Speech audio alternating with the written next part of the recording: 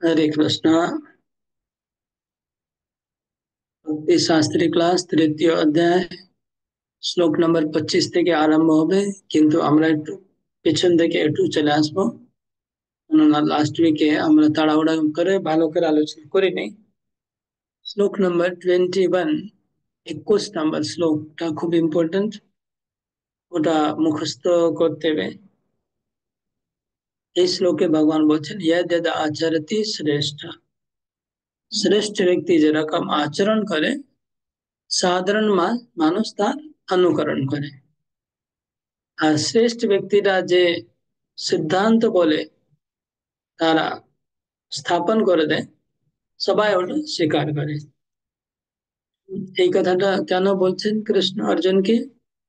এই জন্য বলছেন যে আহ অর্জুন যদি কর্তব্য কর্ম ত্যাগ করে চলে যায়,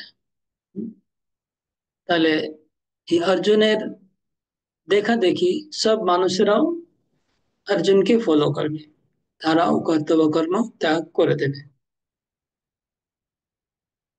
এই জন্য যারা সমাজের নেতা, তাদের উচিত জনসাধারণের কথা মাথায় রেখে ডিসিশন নিতে হবে। যা কিছু তারা ডিসিশন নেবে, জনসাধারণের কথা মাথায় রাখতে হবে যে তারা এই আমাকে তারা অনুকরণ করবে, তাদের গতি কিরকম হবে।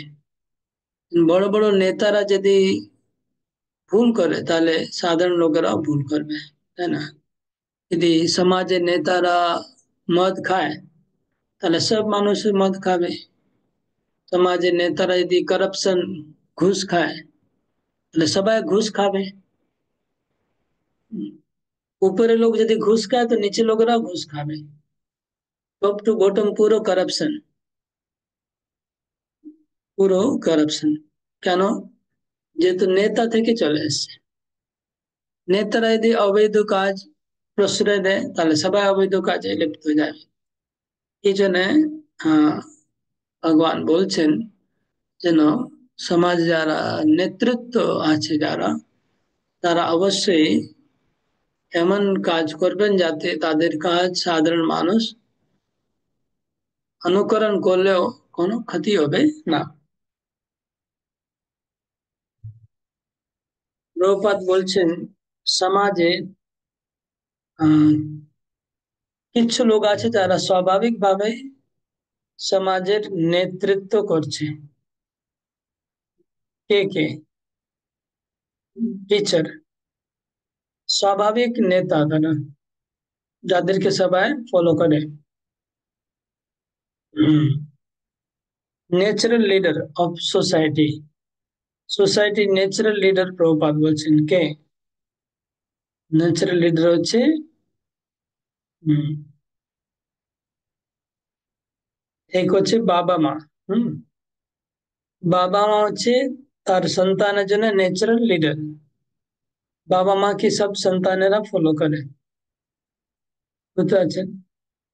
তাহলে প্রথম ন্যাচারাল লিডার হচ্ছে বাবা মা। তারা যেরকম আচরণ করে ছেলেমেয়েরা একদম তাদের কপি করবে। তাহলে তাদের সাবধান হওয়া উচিত বাবা মাকে। তারপরে দ্বিতীয় ন্যাচারাল লিডারকে শিক্ষক।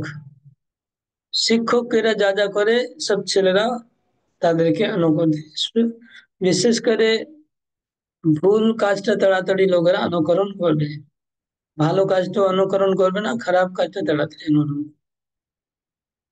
তো শিক্ষক, প্রথমে বাবা মা, তারপর তো শিক্ষক, তারপর হচ্ছে রাজা। রাজা অথবা সমাজের নেতা, তারাও হচ্ছে নেতা, তাদেরকে সবাই অনুসরণ করছে। এনাদের সকলের উচিত যে ভালো করে আচরণ করা। কৃষ্ণ উদাহরণ দিয়েছেন জনক মহারাজ। জনক মহারাজ যদিও তিনি আত্মজ্ঞানে অনেক উপরে অধিষ্ঠিত ছিলেন, তা সত্ত্বেও তিনি আহ, সাধারণ মানুষের মতো আচরণ করতেন। যদিও তার কোনো উচিত দরকার ছিল না, তিনি অসাধারণ ছিলেন। জড় ভরতের মতো, কিন্তু তিনি সাধারণ মানুষের মতো আচরণ করতেন। সাধারণ মানুষের মতন মানে তিনিও আহ, চাষ, খেতি কি বলে, কৃষ- কৃষি কাজ করেছিলেন। আহ, যজ্ঞ করেছিলেন, কৃষি কাজ করেছিলেন, যেটা সব মানুষদের প্রয়োজন সেগুলো কাজ তিনিও তাদের সঙ্গে উৎসাহ দেওয়ার জন্য তাদের সঙ্গে তিনি করতেন। কৃষ্ণ বলছেন, যদিও আমার কোনো কর্তব্য নেই, তা সত্ত্বেও আমিও কাজ করছি এই ত্রিভুবনে। এমন কোনো আমার কাজ নেই, কোনো কর্তব্য নেই, আমার কোনো ঋণ নেই, আমার কোনো প্রাপ্য নেই, কিন্তু তা সত্ত্বেও আমি নিরন্তর কর্ম করে চলেছি। আমি অনালস হয়ে কর্ম করে যাচ্ছি। আর আমরা সত্যিকারই দেখছি, কৃষ্ণ যখন গৃহস্থ জীবনে ছিলেন, কৃষ্ণ বিভিন্ন অবতারে, রামচন্দ্র অবতারে তিনি তার সমস্ত কর্তব্য পালন করছেন। কৃষ্ণ অবতারে তিনি সমস্ত কর্তব্য পালন করছেন। বৃন্দাবনে তিনি গোচারণ করছেন, দ্বারকাতে তিনি ক্ষত্রিয় করছেন, যুদ্ধ করছেন, লড়াই করছেন, হ্যাঁ, সন্তান উৎপন্ন করছেন, যজ্ঞ করছেন, ব্রাহ্মণদের দান দিচ্ছেন, সব কাজে তিনি কন্টিনিউস লেগে আছেন। তাই জন্য ভগবান বলছে, আমার কোনো কর্তব্য নেই, কিন্তু আমি তা সত্ত্বেও আমার কর্তব্য কর্ম করে যাচ্ছি। তাই সবাই তাদের কর্তব্য কর্ম করা উচিত।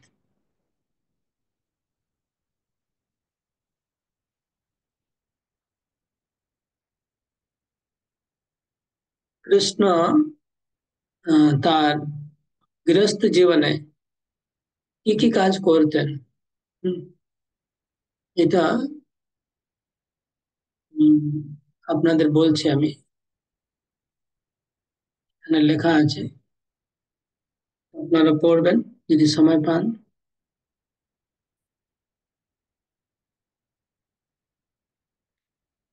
আহ, কৃষ্ণ বই আছে, লীলা পুরুষোত্তম শ্রীকৃষ্ণ বই আছে আপনাদের কাছে?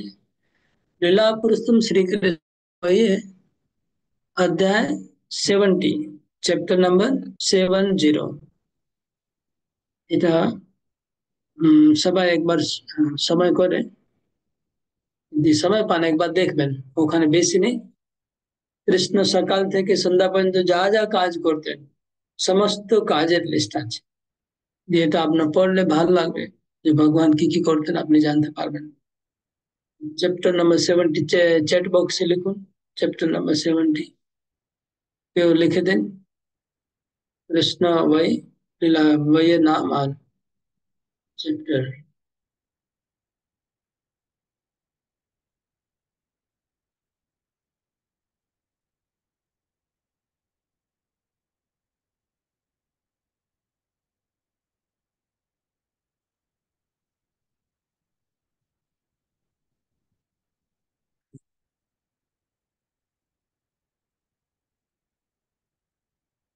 কেউ লিখছে না,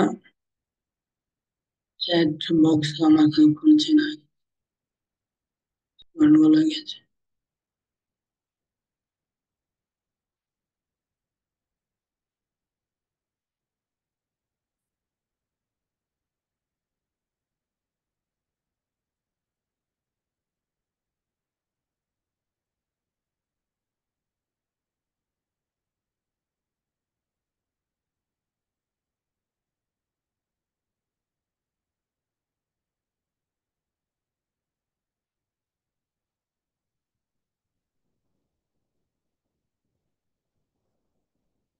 এটা সবাই পড়ে নেবেন একবার।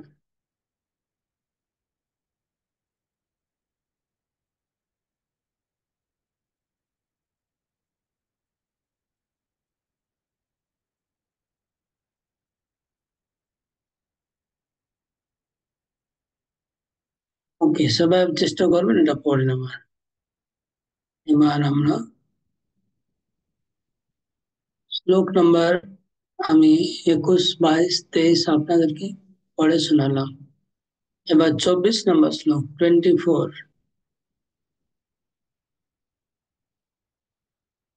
শ্লোকে ভগবান বলছেন, যদি আমি নিরলস হয়ে কর্ম না করি, তাহলে এই সমগ্র সমাজ উৎসন্নে যাবে। হুম, আমি যদি নিরলস হয়ে কর্ম না করি, তাহলে পুরো সংসার নিরসন্নে যাবে, নরকে যাবে। আর আমি দায়ী হব তার জন্য, তাদের জন্য আমি দায়ী হব, এরকম ভগবান বলছেন। মানে ভগবান তিনটা শ্লোক বলেছেন আমি কিভাবে কাজ করে চলি সব সময়। তাই জন্য আমাদের অবশ্য পড়া উচিত কৃষ্ণ কি কি কাজ করেন, যেহেতু তিনি বলছেন এখানে, না আমাদের উচিত কৃষ্ণ ভাই সবাই পড়বেন আর দেখে নেবেন কৃষ্ণ কি কি কাজ করেন। এবার আগে শ্লোক নম্বর 24,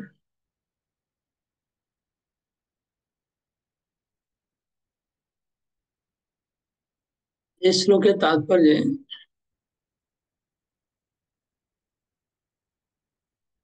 আমরা একটা জিনিস শিখতে পারবো, অনুকরণ আর অনুসরণ। সবাই লিখে নেন, অনুকরণ আর অনুসরণ। অনুকরণ মানে কি আর অনুসরণ মানে কি, এটা সবাই লিখে নেন। তো ভগবান বলছেন, মানে তাৎপর্যে প্রভুপাদ লিখছেন যে নৈতৎ সমাচরেত জাতু মনসাপ্য अनिश्वर।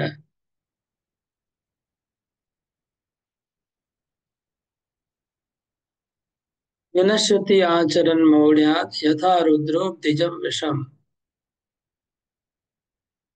ईश्वराणां वच सत्यं तथैवाचरितं क्वचित्।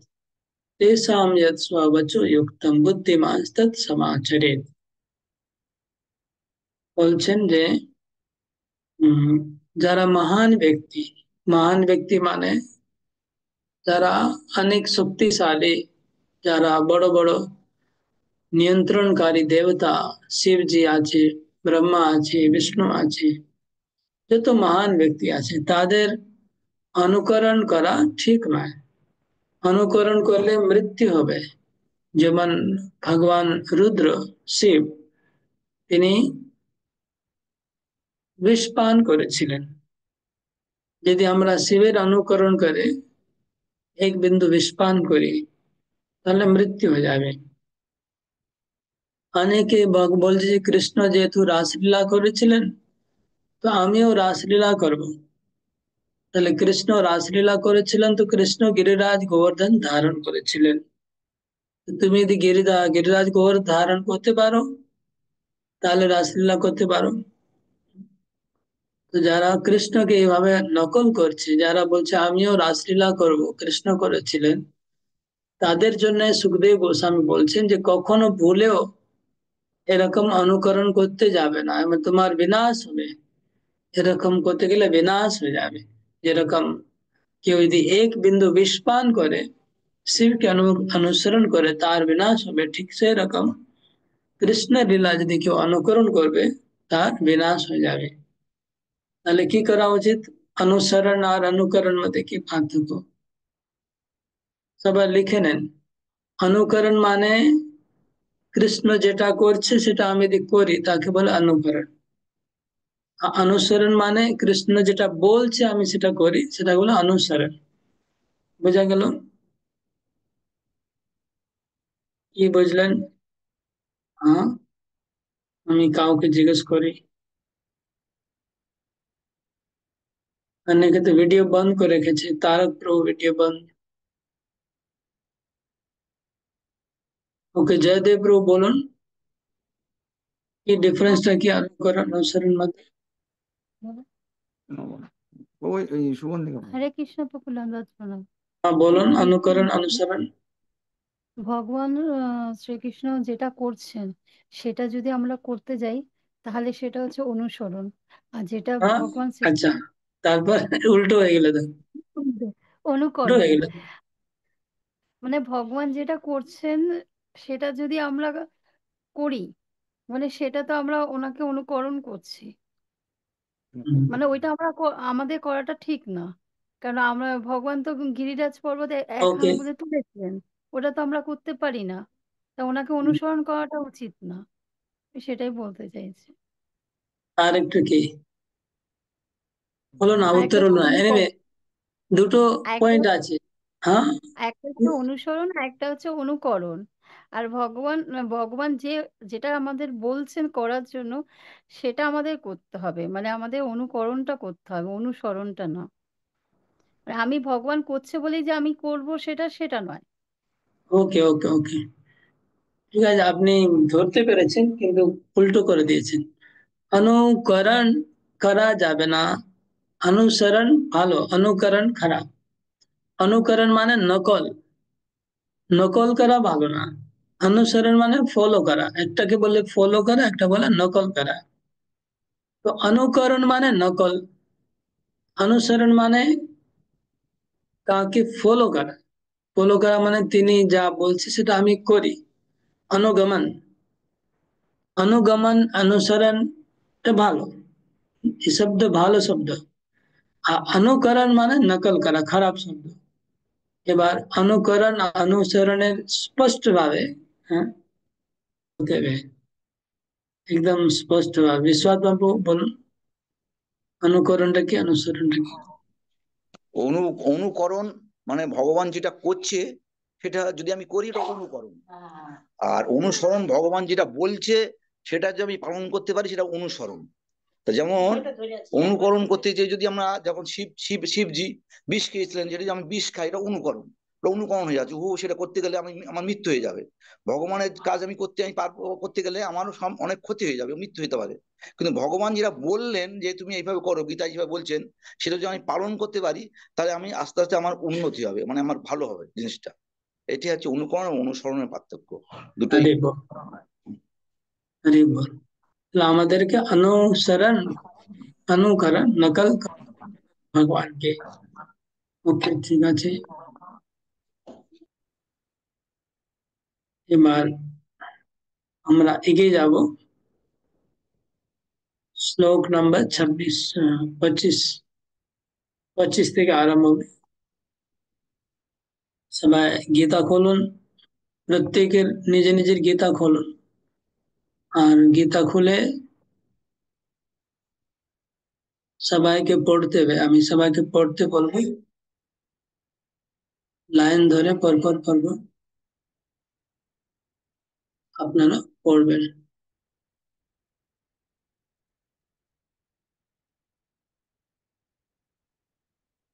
पच्चीस नंबर श्लोक। सत्ता कर्माण विद्वांसो यथा कुर्वन्ति भारत, कुर्याद् विद्वांस तथा शक्त चिकीर्षु लोक संग्रहम्। सक्ता कर्माणि विद्वांसो यथा कुर्वन्ति भारत, कुर्याद् विद्वांस तथा शक्त चिकीर्षु लोक संग्रहम्। ऊपर থেকে শুরু হবে। সেবাবাই মাতাজি, আপনি পড়ুন অনুবাদ। হে ভারত, অজ্ঞানীরা যেমন কর্মফলের প্রতি আসক্ত হয়ে তাদের কর্তব্য কর্ম করে, তেমনি জ্ঞানীরা অনাসক্ত হয়ে মানুষকে সঠিক পথে পরিচালনা করার জন্য কর্ম করবেন। হরে তাৎপর্য কৃষ্ণ। পড়ুন। ওকে, আগে আমি বুঝিয়ে দিচ্ছি, তারপরে পড়বেন। তো এখানে কৃষ্ণ বলছে সত্তা, সত্তা মানে যারা আসক্ত, আসক্ত চিত্ত, যারা আসক্ত চিত্ত, সত্তা কর্মণি, তারা যেভাবে কর্ম করে, আসক্ত চিত্ত লোকেরা যেভাবে কর্ম করে, ভক্তদেরও সেভাবেই কর্ম করা উচিত, কিন্তু অনাসক্ত হয়। সত্তা কুর্বাণী, সত্তা কর্মণি অবিদ্বাংসু যথা কুর্বন্তি, যথা মানে যেভাবে তারা করছে, কুর্যাৎ বিদ্বান তথা, বিদ্বান মানে জ্ঞানী, অবিদ্বান মানে অজ্ঞানী। সত্তা কর্মাণি অবিদ্বান মানে অজ্ঞানী লোকেরা যেভাবে কর্মের মধ্যে আসক্ত থেকে কর্ম করে, সেভাবেই করতে কেন বলছে, কে বলতে পারবে? ভগবান যে সেভাবেই, ঠিক সেইভাবে বিদ্বান ব্যক্তি অনাসক্ত হয়ে কর্ম করবে। ঠিক সেইভাবে মানে কি, যেভাবে আসক্ত চিত্ত কর্ম করছে সেইভাবেই করতে বলছে। সেইভাবে মানে কে বলতে পারবে? হ্যাঁ, শ্যামাকান্ত মাথি বলুন। হরে কৃষ্ণ প্রভু। আম, আসক্ত চিত্ত ব্যক্তিরা ভৌতিক জিনিসের প্রতি আসক্ত হয়ে থাকে বা ইন্দ্রিয় তৃপ্তির উপর আসক্ত হয়ে থাকে, কিন্তু বিদ্বান ব্যক্তিরা কাজ করেন ভগবানের উপর আসক্ত হয়, ভগবানের খুশির জন্য। আমার প্রশ্ন হচ্ছে সেইভাবে কেন বলছে? আপনার তো প্রশ্নটাই না বুঝে আনসার দিয়ে যাচ্ছে। সেইভাবেই করতে বলছে কেন? সেইভাবে, সেইভাবেটা কি, কে বলবে? প্রভু বলছি, বলো। আসক্ত ব্যক্তিরা যে যে কাজ করে আমাদেরকেও সেই সেই কাজ করতে হবে, কিন্তু মনের মধ্যে আমার ভগবানের। আবার কিন্তু কিন্তু কিন্তু কেন মাঝখানে আনছেন? আমি তো কিন্তুটা জিজ্ঞেস করছি না। আপনাদের মাথায় নেই নাকি কারো? বুঝতে পারছি না। এর বুদ্ধি লোক এসে গেছে নাকি? আমি বলছি যে সেইভাবে মানেটা কি? আপনি তো বলছেন তারা যে যে কর্ম করছে সে সে কর্ম করতে। আমি যে যে কর্ম করছি সেটা বলছি না, আমি তো সেইভাবে বলছি। সেইভাবে মানে কি? যে যে কর্ম করবে সেটাই করতে হবে সেটা তো বলছি না। সে তো ক্লাবে যাচ্ছে, আপনি ক্লাবে যাবেন কি? যাব না। তা আপনি কেন বলছেন সেই সেই কর্ম করতে? আদের ধারা। হরে কৃষ্ণ প্রভু। প্রভু, অজ্ঞানীরা যেমন 100% শক্তি, নিজের শক্তি পুরো সম্পূর্ণ প্রয়োগ করে দিচ্ছে নিজের আহ, ইচ্ছাটাকে পূরণ করার জন্য, আমাদেরও সেইভাবে শক্তি এবং চেষ্টা, তারা যেভাবে 100% চেষ্টা করছে, আমরাও সেই 100% চেষ্টা দিয়েই কর্ম করব, কিন্তু অনাসক্ত হয়ে। প্রণাম প্রভু। আরে বল, তো এটা হলো পারফেক্ট আনসার। যারা আসক্ত চিত্ত ব্যক্তি তারা কিভাবে কর্ম করে? যেমন আপনি একটা আসক্ত লোক দোকান চালাচ্ছে, সে যখন দোকান চালাচ্ছে কিভাবে চালাচ্ছে? সে মানে এক টাকাও নষ্ট হতে দেবে না, প্রত্যেক কাস্টমারকে খুশি রাখবে। হুম। সবচাইতে ভালো কাজ করার চেষ্টা করবে যাতে একদম সবচাইতে আগে হয়ে যায়। এখন ভক্তরা যখন তা আপনাদের যদি বুক ডিস্ট্রিবিউশন করতে পাঠানো হয় বা আপনাদেরকে যদি কোনো এরকম সেবা মন্দির থেকে দেওয়া হয় যে আপনাদের এই দোকানটা চালাতে হবে, তখন ও এটা ভগবানের দোকান, ঠিক আছে, যা হলো হলো, দেখা যাবে, আমার তো কিছু লাভ নেই, আমি তো কিছু পাবো না। তো এটা দুটো বই বিক্রি হলো, পাঁচটা, আমার কি যায় আসে? এটা দিয়ে আমার তো ঘর চলবে না। এই ভাবটা হলে চলবে না। যেভাবে আসক্ত চিত্ত লোকেরা যে সিনসিয়ারিটি, যে উদ্যম, যে শক্তি দিয়ে কাজ করছে, ভক্তদেরকেও সেইভাবেই কাজ করতে ভগবান বলছে। 100% এনার্জি কাজে দিতে হবে। ওটাই ঠিকই বলছে, বোঝা গেল? এই জন্য সেইভাবে বলছে, কিন্তু অনাসক্ত হয়। এখন আহ দুর্যোধন যেরকম শক্তি দিয়ে যুদ্ধ করছে, অর্জুনকে সেরকম শক্তি দিয়ে যুদ্ধ করতে হবে। অর্জুন ভাবে অলরেডি ঠিক আছে, সবকিছু তো হয়ে গেছে, এখন আমি আর কি করি? ভগবান তো সবাইকে অলরেডি মেরে ফেলেছে, আমার আর কিছু দরকার নেই, আপনা আপনি হয়ে যাবে। আপনা আপনি হবে না, আমাকে খাটতে হবে, পরিশ্রম করতে হবে, উদ্যম করতে হবে, আর নিজের মনে করে করতে হবে। হম। এটাই বলছি। তো সত্তা कर्मणि ध्वंसो यथा कुर्वन्ति भारत कुर्यात् विद्वांस तथा अशक्त चिकीर्षु लोक संग्राम।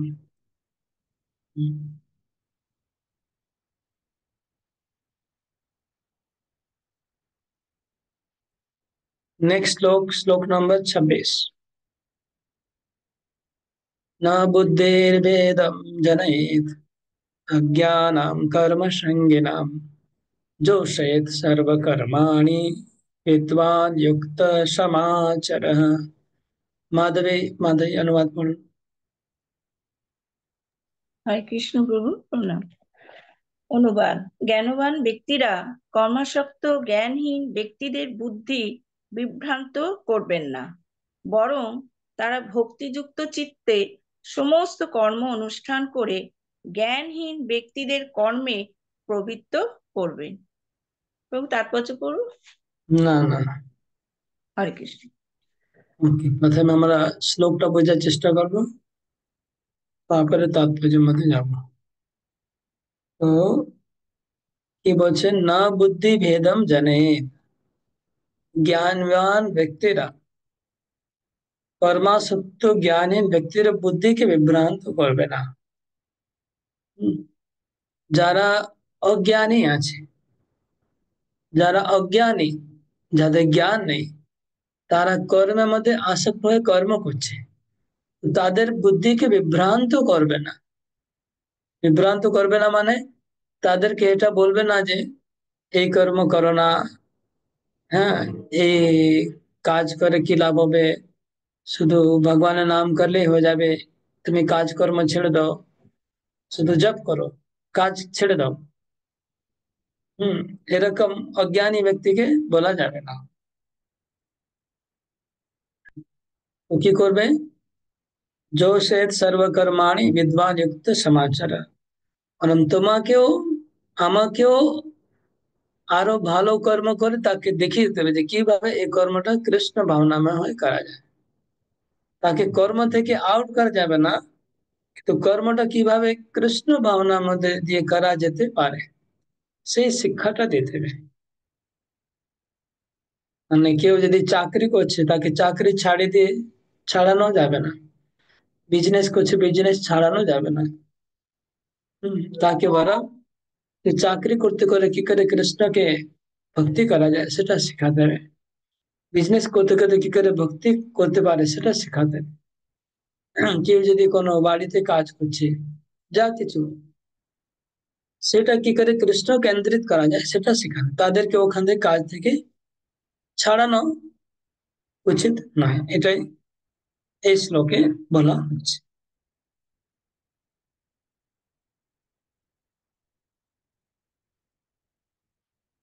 श्लोक नंबर 27। प्रकृति क्रियमाणानि गुणे कर्माणि सर्वश अहंकार विमूढ़ात्मा कर्ताम इति मन्यते। ये अनुवाद पढ़বেন মানবিক গায়েন মতে। হরে কৃষ্ণ প্রভু, পড়ছি, প্রণাম নেবেন। অহংকারে মোহাচ্ছন্ন জীব জড়া প্রকৃতির ত্রিগুণ দ্বারাই ক্রিয়ামান সমস্ত কার্যকে স্বীয় মনে করে, আমি কর্তা, এই রকম অভিমান করে। হরে কৃষ্ণ প্রভু, প্রণাম নেবেন। এই শ্লোকটা খুব মুখস্থ করতে হবে, খুব ইম্পর্টেন্ট শ্লোক। এই শ্লোকটা কার মুখস্থ আছে? যারা যারা এই শ্লোক মুখস্থ করে ফেলেছেন হাত তুলুন। 327, 3 अध्याय 27 नंबर श्लोक कार कार मुखস্থ আছে হাত তুলুন।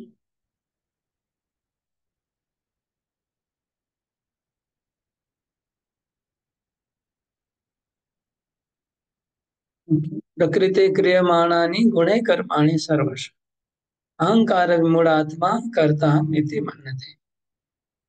তো এই শ্লোকের অর্থ হচ্ছে, অনুবাদ সব মুখস্থ করবেন, বা অনুবাদ না জানে কম অনুবাদ সব মুখস্থ করার চেষ্টা করবেন। এই শ্লোকের অর্থটা কি? শ্লোকের অর্থ হচ্ছে अहंकारे महाच्छन्न जीव जड़ा प्रकृतिर त्रिगुण द्वारा क्रियमाण समस्त कार्यों के স্বীয় কার্য বলে মনে করে আমি কর্তা এরকম অভিমান করে। মানে এই জড় জগতে যত কর্ম আছে, এই কর্ম কে সম্পাদন করছে? কর্ম সম্পাদন প্রকৃতি দ্বারা হচ্ছে। আমরা সবকিছু কর্ম করতে পারি না। যদি ভগবান না চায় তা আমি হাতটা তুলতে পারবো? ভগবানের যদি ইচ্ছা না থাকে হাত তুলতে পারবো কি? তুলতে পারবো না, হাত কি প্যারালাইজ হয়ে যাবে। যদি ভগবান না চায় বা প্রকৃতির কিছু আমি দোষ করি, যে আমার দ্বারা কোনো ফল্ট হয়ে যায়, তাহলে আমার প্যারালাইজ হয়ে যাবে, আমি হাত তুলতে পারবো না, মুখে কথা বলতে পারবো না। তো আমাদের কোনো শরীরের নিয়ন্ত্রণ আমাদের উপরে নেই। যখন আমাদের শরীরের নিয়ন্ত্রণ নাই, তাহলে বাকি সমস্ত কাজের নিয়ন্ত্রণ আমাদের কোথায়? প্রকৃতি সমস্ত কাজ করাচ্ছে, প্রকৃতি দ্বারাই সমস্ত কর্ম চালিত হচ্ছে। আমরা কিন্তু যারা অহংকারী জীব তারা মনে করে আমি সবকিছু করছি। অহংকার মূলাত্মা কর্তা হম ইতি মন্যতে, নিজেকে কর্তা বলে মনে করে। আহ এই তাৎপর্য থেকে প্রথম 4-5টা লাইন পড়ুন।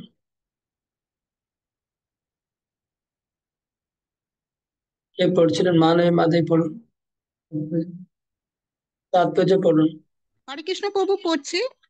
কৃষ্ণ ভাবনাময় ভক্ত ও দেহ আত্মা বুদ্ধি সম্পন্ন বিষয়ী এদের দুজনের কর্মকে আপাত দৃষ্টিতে একই পর্যায়ভুক্ত বলে মনে হতে পারে, কিন্তু প্রকৃতপক্ষে তাদের মধ্যে এক অসীম বাধ্যধান রয়েছে। যে দেহ আত্মা বুদ্ধি সম্পন্ন, যে অহংকারে, সে অহংকারের মত্ত হয়ে নিজেকেই সব কিছুর কর্তা বলে মনে করে।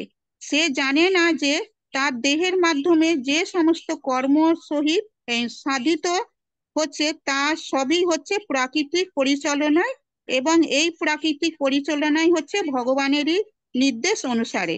জড়জাগতিক মানুষ বুঝতে পারে না যে সে সর্বতোভাবে ভগবানের নিয়ন্ত্রণাধীন।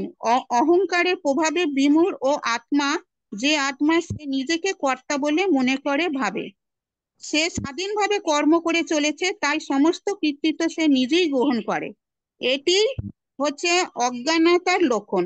সে জানে না যে এই স্থূল ও সূক্ষ্ম দেহটি পরম পুরুষোত্তম ভগবানের নির্দেশে জড়া প্রকৃতির সৃষ্টি, এবং সেই জন্য কৃষ্ণ ভাবনায় অধিষ্ঠিত হয়ে তার দৈহিক ও মানসিক সমস্ত কাজই শ্রীকৃষ্ণের সেবায় নিয়োগ করতে হবে। দেহাত্মা বুদ্ধি সম্পন্ন মানুষ ভুলে যায় যে ভগবান হচ্ছেন ঋষিকেশ, অর্থাৎ তিনি হচ্ছেন সমস্ত ইন্দ্রিয়ের নিয়ন্তা।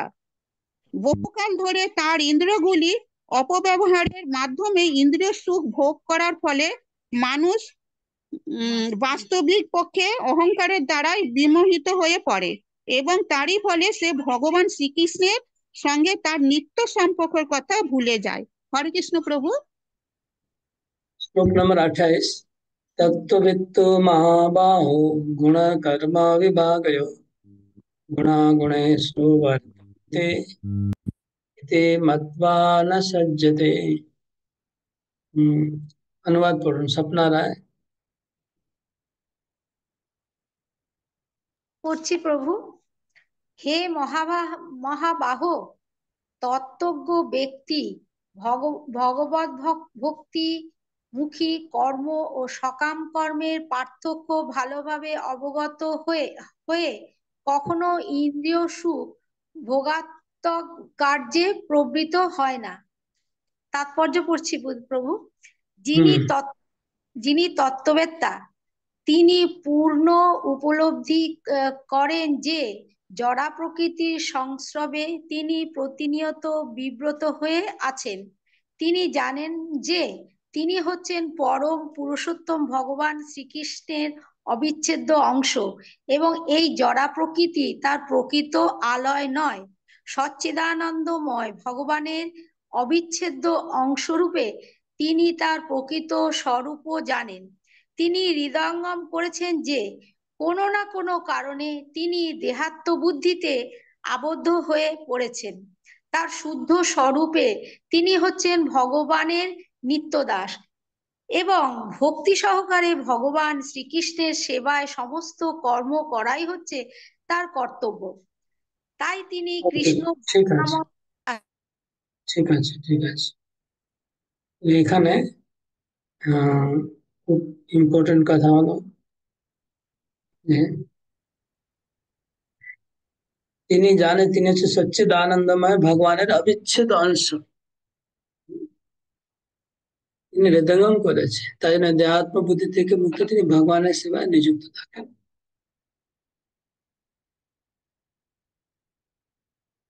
তত্ত্ববিদ। তো এই এখন কি টপিকটা চলছে যে আমরা যে কাজ কর্ম করি সেটা আমরা দায়ী, মানে আমরা সব কাজের কৃতিত্ব কৃতিত্ব আমরা গ্রহণ করি, কৃতিত্ব আমাদের গ্রহণ করা উচিত নয়।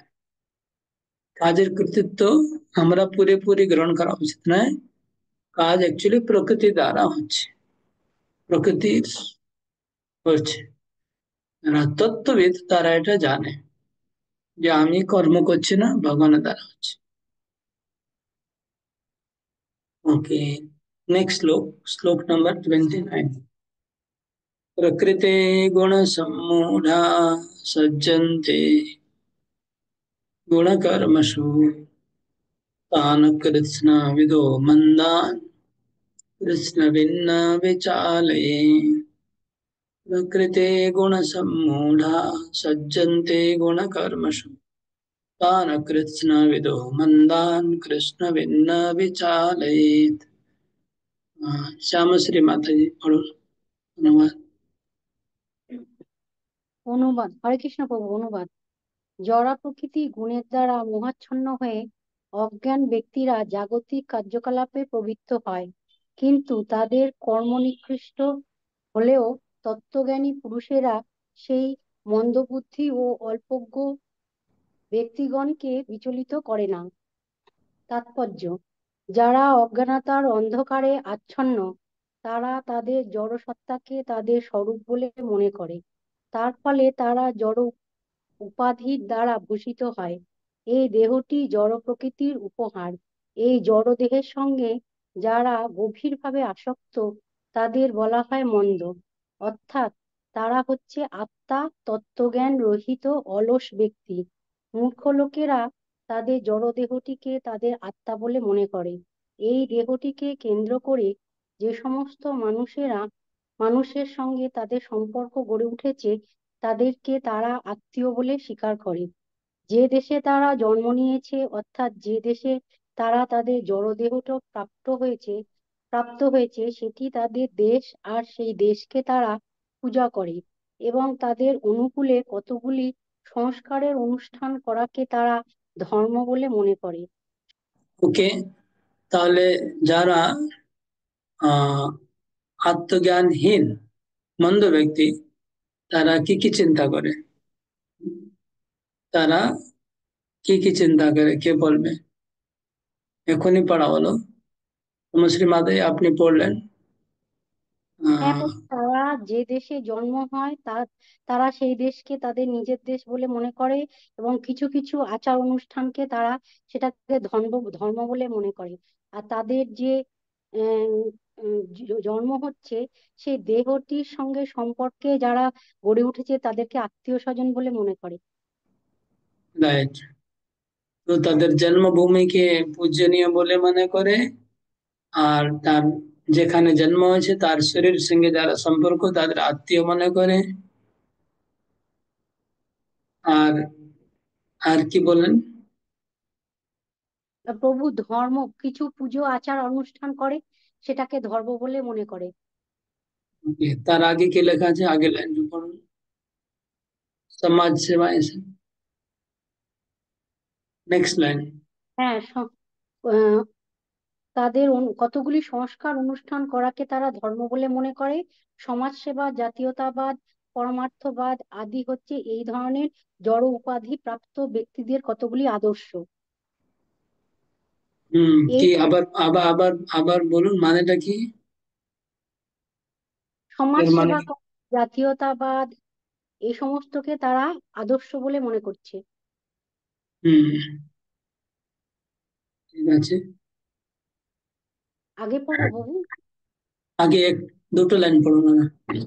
এই সমস্ত আদর্শের দ্বারা অনুপ্রাণিত হয়ে তারা নানা রকম জাগতিক কাজে ব্যস্ত থাকে। তারা মনে করে ভগবানের কথা হচ্ছে রূপকথা, তাই ভগবানকে নিয়ে মাথা ঘামানোর মতো সময় তাদের নেই।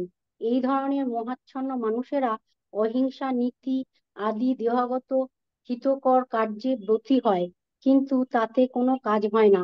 পারমার্থিক জ্ঞান বাস বাস, এই পর্যন্ত তারা এই অহিংসা ইত্যাদি নতুন নতুন ধর্ম মধ্যে যুক্ত হয়ে যায়। নতুন নতুন ধর্ম আবিষ্কার করে প্রভুপাদ বলছেন।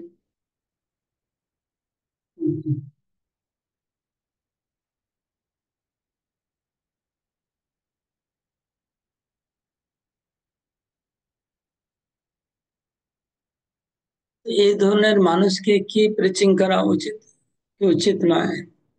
ভগবান বলছে এই ধরনের মানুষকে, প্রভুপাদ বলছেন তাদেরকে ডিস্টার্ব করবে না।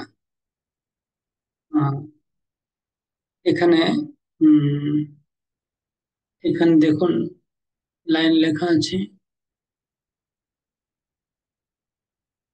হয়ে গেল।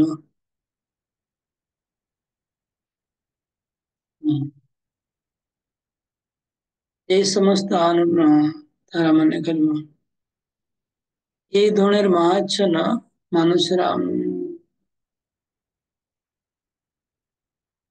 পারমার্থিক জ্ঞান অর্জন করে, যাদের দ্বারা প্রকৃত স্বরূপকে জানতে পেরেছেন, তারা এই সমস্ত মানুষদের কাজে কোন রকম বাধা দেবে না। পক্ষান্তরে তারা নিঃশব্দে তাদের পারমার্থিক কর্ম ভগবানের সেবা করে চলবেন। হম এটা এটা কেন, এর মানেটা কি কে বলবে? এই লাইনটা বুঝতে পারলেন? এই লাইনটা আবার পড়ুন। এটা পড়লাম শ্যামশ্রী মাথায়,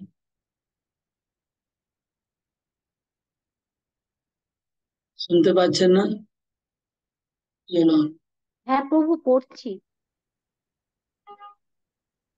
এই ধরনের মোহাচ্ছন্ন মানুষেরা অহিংসা নীতি আদি দেহগত হিতকর কার্যে ব্রতী হয়, কিন্তু তাতে কোনো কাজ হয় না। পারমার্থিক জ্ঞান অর্জন করে যারা তাদের প্রকৃত স্বরূপ আত্মাকে জানতে পেরেছেন, তারা এই সমস্ত দেহ সর্বস্ব মানুষদের কাজে কোনো রকম বাধা দেন না। পক্ষান্তরে তারা নিঃশব্দে তাদের পারমার্থিক কর্ম ভগবানের সেবা করে চলেন। এর মানেটা মানে কি? মানে যারা ভগবানের আসল জ্ঞানটা পেয়েছে যে ভগবানকেই সেবা করতে হবে, এগুলো সব দেহগত মানে আহ, দেহগত মানে জন্মগত যে সমস্ত আচার অনুষ্ঠান, সেগুলোর থেকে ভগবানকে সেবা করা, ভগবানকে জানা, এটাই হচ্ছে আসল মানুষের কর্তব্য কর্ম। তারা যারা ভগবানকে পুজো করে, তারা এই সমাজে যারা অন্য তথাকথিত ধর্ম নিয়ে ব্যস্ত, তাদেরকে ব্যতিব্যস্ত করে না, ব্যস্ত করেন। আর আর নিজেরাই তারা ভগবানের সেবা করে যায় নিরন্তর। কেন কেন কারণ এরকম করছে তারা? কারণ তারা ভগবানকে বিশ্বাস করে না, রূপ কথা মনে করে।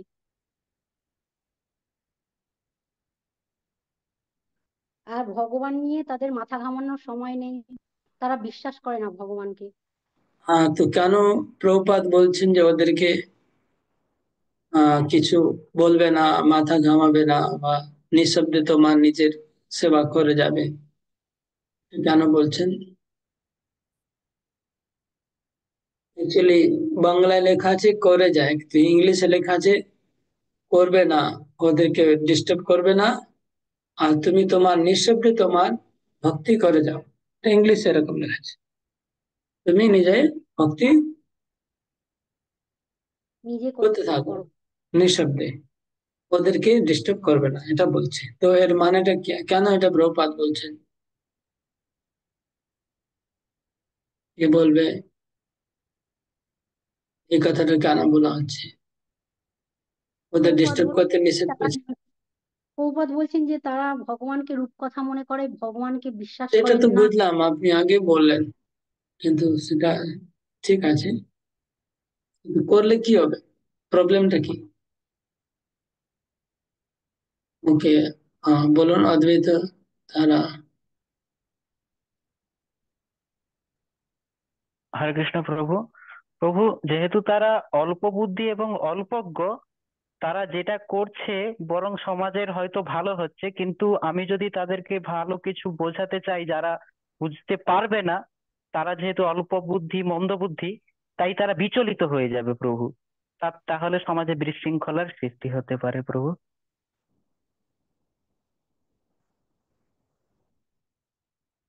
বিচলিত হবে। ওকে, আর একজন হাত তুলেছেন, বন্দিতা মাতাই। বলবো বলুন। বলছে দেহগত হিত করে তারা কাজ করে, আত্মার কথা তারা ভাবে না, তাই তাদের না ডিস্টার্ব করে নিজেদের ভক্তি করা ভালো। ওরা সেটা তো অলরেডি কথা হলো। আমি প্রশ্নটা কেন এটা বলছি। মানুষেরা অহিংসা নীতি আদি। হরে কৃষ্ণ। হরে কৃষ্ণ, আমি একটু বলছি প্রভু। হ্যাঁ বলুন। বলছি প্রভু, এই ধরনের লোককে ডিস্টার্ব করলে কি হবে, ওরা উল্টো আমাদের বোঝাবার চেষ্টা করবে, সেটা আমরা বিভ্রান্ত হয়ে পড়বো। ওরা মনে করবে যে ওদেরটাই ঠিক, আমারটা যেটা করছি এটা ভগবান বলে কিছু নেই, ওরা তো প্রথমেই বলেছেন। সুতরাং আমাদের ওই ধরনের লোকের কাছে না যাওয়াই উচিত। ডিস্টার্ব করলে ওরা আমাদের উল্টো আমাদের বোঝাবার চেষ্টা করবে। হরে কৃষ্ণ। হ্যাঁ ঠিক বলছেন, আমাদের ডিস্টার্ব করে দেবে। বন্দিতা মাতাই।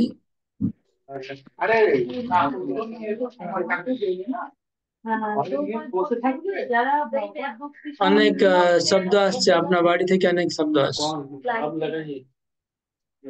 অনেক শব্দ আসছে বাড়ি থেকে, হবে না। ওকে, যদি এরকম অজ্ঞানীদেরকে আপনি যদি উপদেশ দিতে যান, তো প্রথমে তো তার জীবনটাও ডিস্টার্ব হবে, যাকে আপনি উপদেশ দেবেন। হম, সে তো ডিস্টার্ব হয়ে যাবে, আর আপনার জীবনও ডিস্টার্ব হতে পারে। হুম, আপনার উপরে আক্রমণ করে দিতে পারে। আপনি যদি যেটা উপদেশ হই মূর্খানা,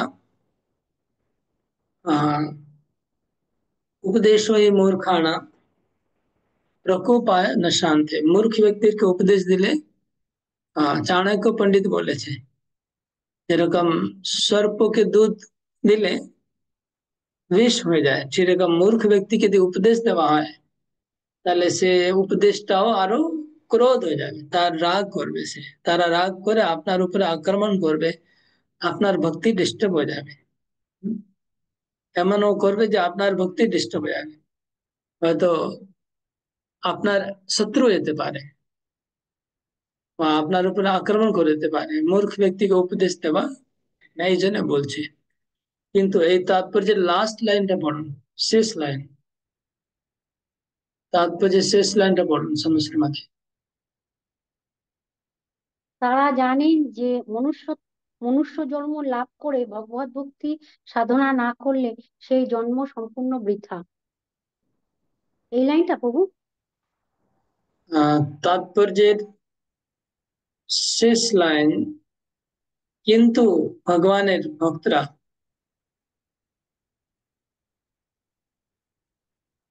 আপনার কাছে তাৎপর্য নেই নাকি? পাতা উল্টান। কিন্তু ভগবানের ভক্তরা ভগবানের চাইতেও বেশি কৃপালু, তাই তারা নানা রকম দুঃখ কষ্ট সহ্য করে, সমস্ত বিপদকে অগ্রাহ্য করে সকলের অন্তরে ভগবত ভক্তি সঞ্চার করতে চেষ্টা করেন, কারণ তারা জানেন যে মনুষ্য জন্ম লাভ করে ভগবত ভক্তি সাধন না করলে সেই জন্ম সম্পূর্ণ বৃথা। বুঝতে পারছেন মানেটা কি হলো? বলুন, মানেটা কি হলো? মানে যারা অজ্ঞানী তাদেরকে ডিস্টার্ব না করে নিজের ভক্তি করে যাওয়া উচিত, তা না, কারণ তারা ভক্তরা হচ্ছে খুব কৃপালু, দয়ালু, অনেক দুঃখ কষ্ট সহ্য করেও তারা ভগবত ভক্তি সঞ্চার করার চেষ্টা করে নিজের মধ্যে, এবং তারা জানে যে এই জন্মে যদি ভগবানকে ভক্তি না করি তাহলে এই জন্মটা বৃথা। হলো না, হলো না। কে এই লাইনটা বুঝাতে পারবে? হরে কৃষ্ণ প্রভু, বলবো প্রভু, চেষ্টা হ্যাঁ, করছি। বলুন। হ্যাঁ প্রভু, ভগবান বলেছেন যে তুমি আমার কথা অন্যকে জানিও না, যারা অল্প বুদ্ধি সম্পন্ন মন্দ বুদ্ধি তাদেরকে বলবে না। কিন্তু ভক্ত যারা বৈষ্ণব, তারা হচ্ছেন অত্যন্ত কৃপালু। তারা বলেন যে না, আমি সবার কথা ভগবানকে জানাবো। তো সেই জন্য এখানে বলেছেন যে ভক্তরা খুব কৃপালু হন। হ্যাঁ, তারা যত আপদ বিপদ আসুক না কেন, তারা চেষ্টা করেন ভগবানের কথা সর্বত্র ছড়িয়ে দিতে। তো সেই জন্যই এখানে ভগবানের থেকে ভগবান বলছেন ভক্তরা আমার থেকে শ্রেষ্ঠ, এবং আমার কথা যে অন্যকে জানায় সে আমার সবচেয়ে প্রিয়জন। হরে কৃষ্ণ প্রভু। না, প্রথম দিকে আপনি উল্টো করে দিয়েছিলেন, সবার কথা ভগবানকে জানা, আপনি এটা বললেন, কিন্তু উল্টো হবে ওটা। তাহলে ভগবানের ভক্তরা, প্রভুপাদ বলছেন ভগবান থেকে বড় বেশি কৃপালু। কেন? ভগবান বলছে তুমি ওদেরকে বলবে না, বললে তোমার বিপদ হয়ে যাবে, তোমার উপরে বিপদ আসবে। কিন্তু ভক্তরা কি করছে, বিপদটা ঝুঁকি নিয়ে, সে আপনার এই শব্দটা নিলেন না, এই শব্দটা নিতে পারছেন না আপনারা, মানে সিরিয়াসলি প্রত্যেকটা অক্ষর, প্রত্যেকটা লাইন সিরিয়াসলি পড়া উচিত, সেরকম সিরিয়াসলি স্টাডি করার অভ্যাস নেই। তো ভগবানের ভক্তরা নিজের জীবনে ঝুঁকি নিয়ে, দুঃখ কষ্ট সহ্য করে, বিপদকে অগ্রাহ্য করে তারা প্রচার করে, তারপরে তারা প্রচার করে অন্য লোককে, মানুষকে ভক্তি পথে আনার চেষ্টা করে। এটা ভগবানের ভক্তের বিশেষ কৃপালু। ওকে, এবার নেক্সট শ্লোক, শ্লোক নাম্বার 30। আচ্ছা, আপনার 5 মিনিট ব্রেক নিতে চান কি? ব্রেক তাহলে নিতে পারেন, তারপরে 5 মিনিটের মধ্যে দিকে আরো কিছু কাজ আছে, নাকি কন্টিনিউ করবো? হ্যাঁ প্রভু, একটু ব্রেক দিলে ভালো হয়, মানে বাথরুম ফাথরুম যেতে হবে। কার বাথরুম? তাহলে এখন 5:47 হয়েছে। হ্যাঁ, তো আমরা 5:55-এ, আবার 7 মিনিট, 5:55-এ সবাই চলে আসবেন, ঠিক আছে তো? হ্যাঁ প্রভু, ঠিক আছে ঠিক আছে, হরি বল, হরে 8 মিনিট, 55, 8 মিনিটের মধ্যে সবাই চলে আসুন। 30 নম্বর শ্লোকে, শ্লোক নাম্বার 30। এই শ্লোকটা হচ্ছে পুরো অধ্যায়, তৃতীয় অধ্যায়ের মধ্যে সবচাইতে ইম্পর্টেন্ট শ্লোক, মানে এটা কি ভার্স বলে এটাকে, কি মানে পুরো অধ্যায়ের চাবি কাঠি হচ্ছে এই শ্লোকের মধ্যে। 9 নম্বর শ্লোক ইম্পর্টেন্ট, আর 30 নম্বর, 9 থেকে 30 নম্বর বেশি ইম্পর্টেন্ট। এই শ্লোকে ভক্তির কথা ভগবান বলেছেন, শুদ্ধ ভক্তির কথা। শ্লোকটা বলবো, ময়ি সর্বাণি কর্মাণি সন্ন্যস্যাধ্যাত্মচেতসা নিরাশী নির্মমো ভূত্বা युध्यस्व विगतज्वर।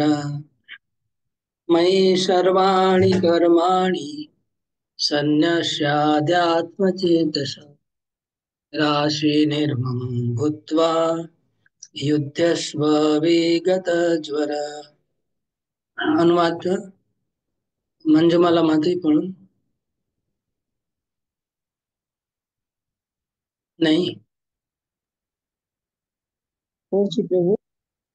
অতএব হে অর্জুন, আধ্যাত্ম চেতনা সম্পন্ন হয়ে তোমার সমস্ত কর্ম আমাকে সমর্পণ করো এবং নিষ্কাম, মমতাশূন্য ও শোকশূন্য হয়ে তুমি যুদ্ধ করো। ओके, তাৎপর্য না তাৎপর্য দেবে না, দাঁড়ান। তাৎপর্য। এই শ্লোকে স্পষ্টভাবে ভগবত গীতার উদ্দেশ্য বর্ণনা করা হয়েছে। এখানে ভগবান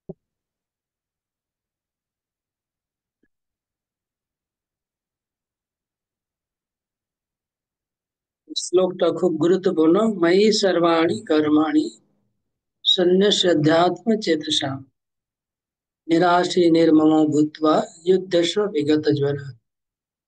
भगवान বলছেন তোমার সমস্ত কর্ম, मयि सर्वाणि कर्माणि, আমাতে তুমি সমস্ত কর্ম নিয়োজিত করো।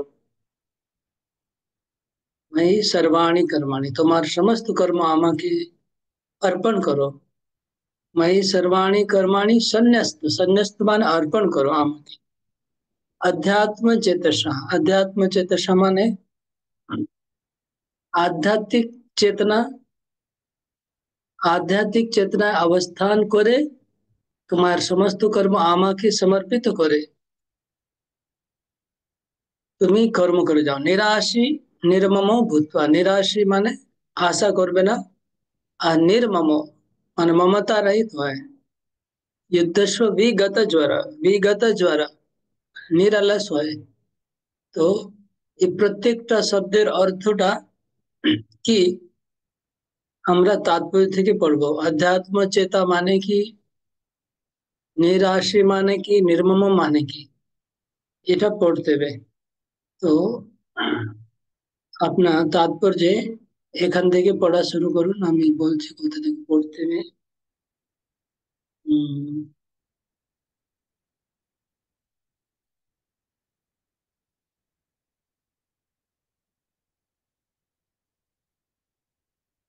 এখান থেকে পড়ুন তাৎপর্যের মাঝখান থেকে। আহ সেই জন্য সেই জন্য শ্রীকৃষ্ণ, এখান থেকে পড়ুন, দেখতে পাচ্ছেন।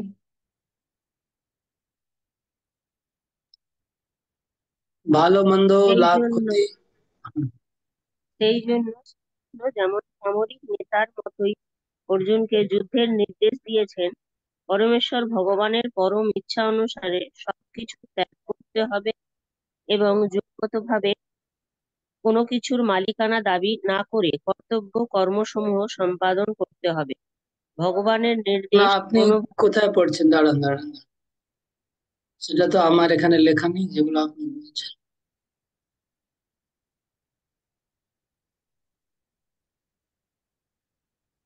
ভালো মন্দ লাভ ক্ষতি, ওখান থেকে পড়ুন।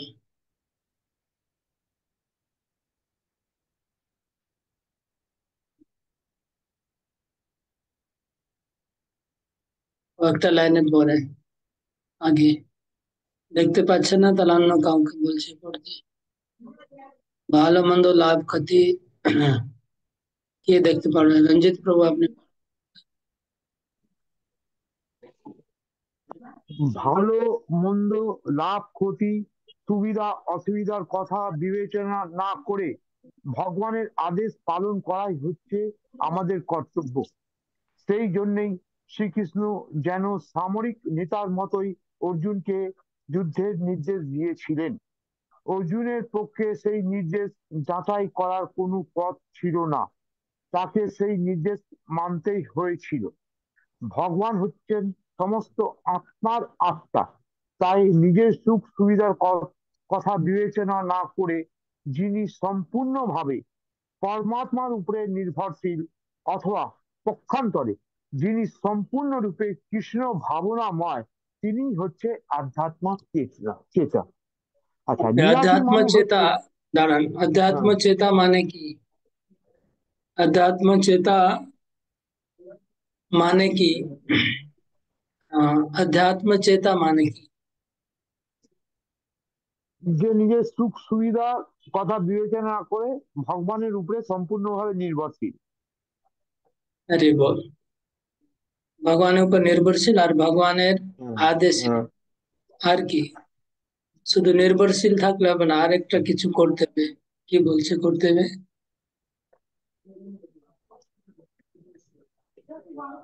লাভ ক্ষতি বিবেচনা না করা, নিজের সুখ সুবিধা বিবেচনা না ভালো করা, মন্দ লাভ ক্ষতি সুবিধা অসুবিধার কথা বিবেচনা করলে হবে, না করে করতে কি হবে না, করতে হবে? ভগবানের আদেশ পালন করতে হবে, আর ওটাই আমাদের তো। ওইভাবেই ও, কর্তব্য করতে হবে। ওটাই মেন, ওটাই বলছেন না, ভগবানের আদেশ পালন করতে হবে, ওটাই মেন, ওটাই মুখ্য কথা। ভগবানের আদেশ পালন করা কিরকম বলছে? মিলিটারি মতো। মিলিটারি মতো প্রভুপাদ বলছে। মিলিটারি মতো কি? মিলিটারি যখন মিলিটারি কমান্ডার যখন কোনো নির্দেশ দেয়, হ্যাঁ, মিলিটারি কমান্ডার যখন নির্দেশ দেয় সাবধান, তখন সঙ্গে সঙ্গে সবাই সাবধান হয়ে যায়। মিলিটারি কমান্ড বলা মুখ থেকে শব্দ বেরোচ্ছে না, নাকি ওইদিকে অ্যাকশন, মানে ওরা এক সেকেন্ড চিন্তা করে না যে উনি কি বললো, আমাকে কি করতে হবে। যারা চিন্তা করে তারা ফেল আউট হয়ে যাবে। ঠিক সেরকমই এখানে বলছে কৃষ্ণের আদেশ সেভাবে মিলিটারি কমান্ডের মতো পালন করতে হবে। মিলিটারি কমান্ডারের মতো কৃষ্ণের আদেশ পালন করতে হবে, চিন্তা না করে। তাকে বলে अध्यात्म चेता। आगे पढ़ो। নিরাশী মানে হচ্ছে ভৃত্য। যখন প্রভুর সেবা করে তখন সে কোনো কিছুর আশা করে না। খাজাঞ্চি লক্ষ লক্ষ টাকা গণনা করে, কিন্তু তার এক কর্পদক্ষ সে নিজের বলে মনে করে না, কারণ সে জানে যে সেই টাকা তার মালিকের। ঠিক তেমনি এই জগতের সবকিছুই ভগবানের, তাই তার সেবাতে সবকিছু অর্পণ করাই হচ্ছে আমাদের কর্তব্য। আমরা যদি তা করি তাহলে আমরা ভগবানের যথার্থ ভৃত্য হতে পারি, তাহলেই আমাদের জন্ম সার্থক হয়, তাই আমরা পরম শান্তি লাভ করতে পারি। সেটি হচ্ছে মেই অর্থাৎ আমাকে কথাটির প্রকৃত তাৎপর্য। কেউ যখন এই প্রকার কৃষ্ণ ভাবনাময় হয়ে কর্ম করে তখন নিঃসন্দেহে সে কোনো কিছুর উপর মালিকানা দাবি করে না। এই মনোবৃত্তিকে বলা হয় নির্মম, অর্থাৎ কোনো কিছুর মালিকানা আমার নয়। ভগবানের এই কঠোর নির্দেশ পালন করতে যদি আমরা অনিচ্ছা প্রকাশ করি, যদি আমরা আমাদের তথাকথিত আত্মীয় স্বজনের মায়ার আবদ্ধ হয়ে ভগবানের নির্দেশকে অবজ্ঞা করি, তবে তা মূঢ়তাই নামান্ত। এই বিকৃতি মনোবৃত্তির ত্যাগ করা অবশ্যই কর্তব্য। এভাবেই মানুষ বিগজ্জর অর্থাৎ শোক শূন্য হতে পারে।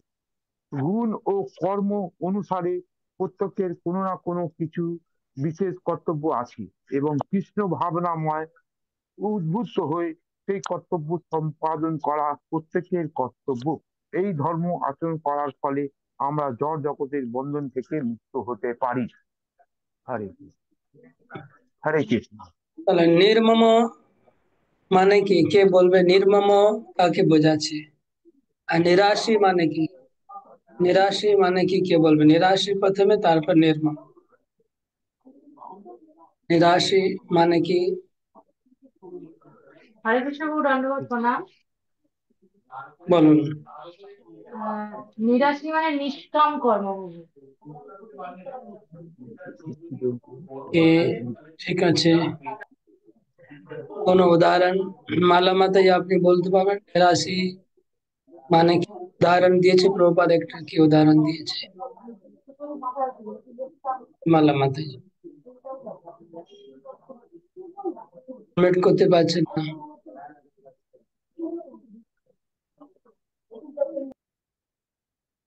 নিরাশী অর্থাৎ প্রভুর নির্দেশে কর্মফলের আশা না করে সেবা করে যায়। খাজাঞ্চিকে মালিক প্রচুর টাকা দেয়, লক্ষ লক্ষ টাকা দেন, কিন্তু সেটা হিসাব গণনা সে করে, কিন্তু তার মধ্যে তার কোনো দাবি থাকে না, নিজের বলে সে আশা করে না, তাই নিরাশী। আর নির্মম মানে হচ্ছে কোনো কিছুই আমার নয় এরকম ভাবনা, এরকম চেতনা হচ্ছে নির্মম।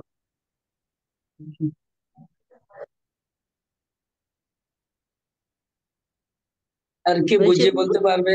হ্যাঁ, ঠিক আছে, বুঝিয়ে কে বলতে পারবে? এটা তো আপনি পড়ে ফেললেন যা লেখা আছে। হ্যাঁ, এটা বুঝিয়ে কে বলতে পারবে আপনার? হরে কৃষ্ণ প্রভু, হ্যাঁ বলুন। ধন্যবাদ প্রণাম। নীতি মানে এখানে যেমন খাজাঞ্চি অর্থাৎ ক্যাশিয়ার ব্যাংকের টাকা গোনে, অথচ তিনি ভালো করে জানেন এই টাকাগুলো আমার নয়, সেই টাকার ওপরও কোনো অধিকার থাকে না। সেইটাকেই সেই ধরনের মনোভাবটা রাখা, অর্থাৎ ভগবানের সমস্ত কিছু মানে নিত্য মানে কোনো রকম আশা না করে ভগবানের সেবা করা, সেটা হচ্ছে নিরাশী। আর নির্মম হচ্ছে কোনো কিছু আমার না ভেবে সবকিছু ভগবানের জিনিস, সেই উদ্দেশ্যকে চেতনাটাকে উদ্বুদ্ধ করা। হরি বল, হরে কৃষ্ণ। হরে কৃষ্ণ।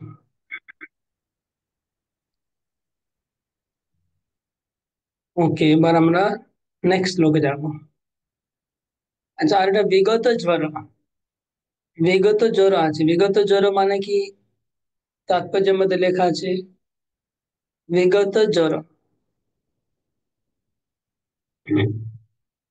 আহ জয় জয়দেব গৌরচন্দ্র বলুন, বিগত জ্বর মানে কি? হরে কৃষ্ণ। ও এখানে বলছে যে বিগত জড় বা অসুস্থতা মানসিকতা অলসন্ন হয়ে যায়, যে যদি আমরা নির্মম হই, মানে কোনো কিছু যদি আমার নয় যদি মনে করি, যে ধরুন যে দেহটা যেমন হচ্ছে আমার না, ঠিক আছে, দেহটাকে নিয়ে আমরা সবসময় ব্যস্ত থাকি, এবং সেখানে যদি আমরা আত্মায় বিচরণ করি, তখন আমাদের যে গুণ এবং যে আমাদের অসুস্থতা এবং যে মানসিকতাগুলো থাকে বা আলস্যতাগুলো থাকে, সেগুলো যদি আমরা দেহকে ভুলে গিয়ে যদি আত্মার সঙ্গে মিলিত হয়ে যাই এবং আত্মাকে নিয়ে বিচরণ করি, তখন আমাদের এই বিগত বা জরা বা অসুস্থতা মানসিকতা, এই অলস যেগুলো হচ্ছে, এগুলো অলসতা, এগুলো সব তখন দূর হয়ে যাবে।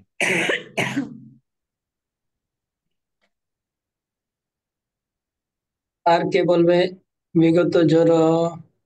অয়ন, অখিলনাথ বলো বিগত জ্বর। হ্যাঁ, হরে কৃষ্ণ প্রভু। বিগত জ্বর মানে আমি এই সেন্টেন্সটা পড়ে এটা বুঝতে পারছি যে শোক শূন্য হয়ে যাওয়া, মানে কোনো কিছুর প্রতি অ্যাটাচড না থেকে করা আহ, নিজের কর্তব্য কর্ম। রাইট, কিন্তু এর মানেটা মানেটা কি বোঝাচ্ছে? এক দুটো লাইন আগে পিছিয়ে পড়লে বুঝতে পারবে। আহ, মানে এখানে এটা বলছে যে কৃষ্ণ ভাবনাময় উদ্বুদ্ধ হয়ে সেই কর্তব্য সম্পাদন করা প্রত্যেকের কর্তব্য। মানে আমাদের মেন মোটিভেশন হওয়া উচিত কৃষ্ণ কনসিয়াসনেস। সেইভাবেই আমরা শোক শূন্য হতে পারবো, মানে ওকে ওকে attach ওকে, হতে পারবো। অ্যাকচুয়ালি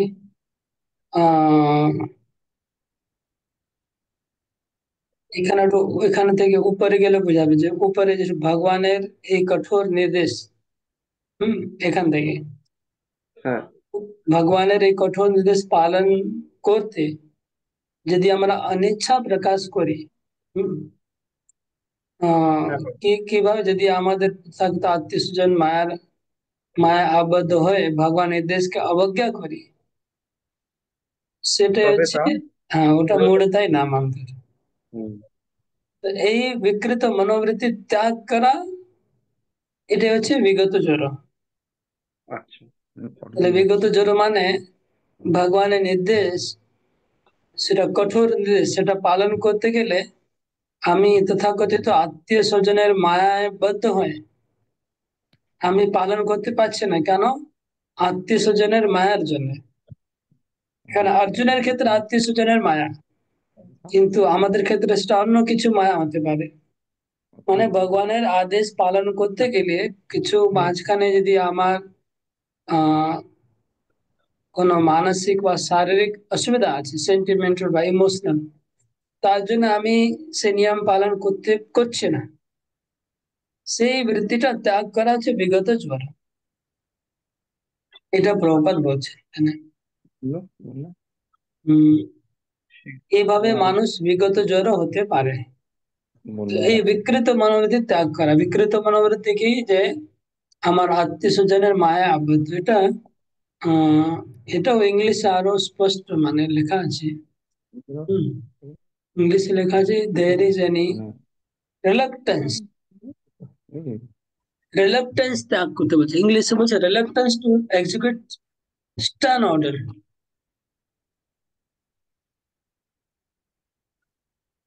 দুর্বলতা। That reluctance should be thrown off. reluctance মানে না করার ইচ্ছা, কাজ করার ইচ্ছা নেই, অলসতা, অলসতা ত্যাগ করা। ইংলিশে লেথার্জি লিখেছে প্রভুপাদ, লেথার্জি, लेथर्जी व फीवरिश मेंटालिटी। तो लेथर्जी माना अलस, तो अलस व अनिहा, अनिहा अलस এগুলো ত্যাগ করে কর্ম করা, তো বিগত জ্বর। ঠিক আছে, নেক্সট লোক। ये मे मतमिदं नित्यम् अनुतिष्ठन्ति मानवा श्रद्धावन्तो न सूयन्तो मुच्यन्ते तेऽपि कर्मभिः।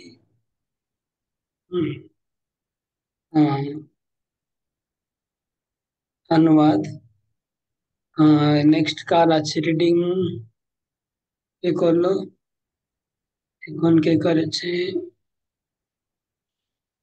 রিডিং? কে করছে? আগে পিছে হয়ে যাচ্ছে সব নামগুলো, উপর নিচে হয়ে গেছে। আচ্ছা, এখন রঞ্জিত বাবু পড়ছিলেন, তো এখন বিশ্বনাথ বাবু। আমি করেছি বিশ্বনাথ বাবু পড়। ওকে। অনুবাদ পড়ুন। বিশ্বনাথ, আনমিউট করুন।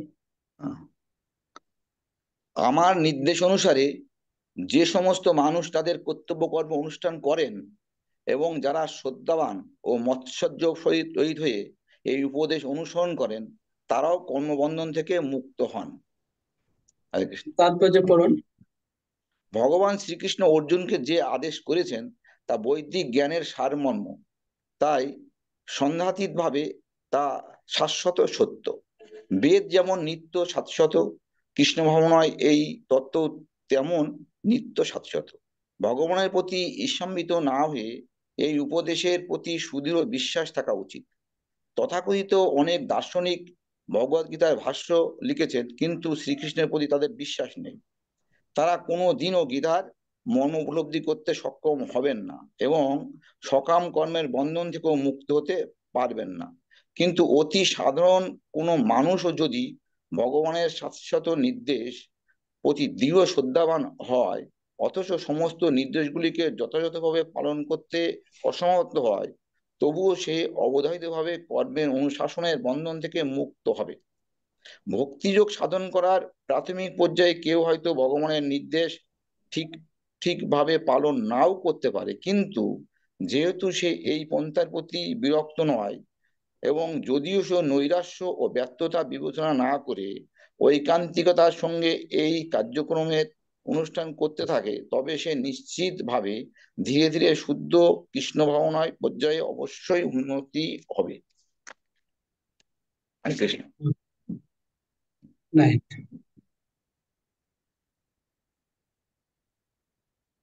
তো ভগবান বলছে ইয়ে মে মতম ইদম, আমি যে উপদেশ দিলাম পুরো অধ্যায়, কৃষ্ণ বলছে এই উপদেশ যারা পালন করবে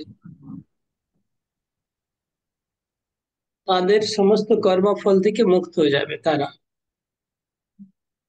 তো কিভাবে পালন করবে? শ্রদ্ধা সহকারে আর মাৎসর্য রহিত, ঈর্ষা রহিত ভাবে। আমার এই নির্দেশ যে মানুষ অনুষ্ঠান করবে শ্রদ্ধাবান আর মাৎসর্য রহিত হয়, যারা অনুসরণ করবে তারা কর্মবন্ধন থেকে মুক্ত হয়ে যাবে।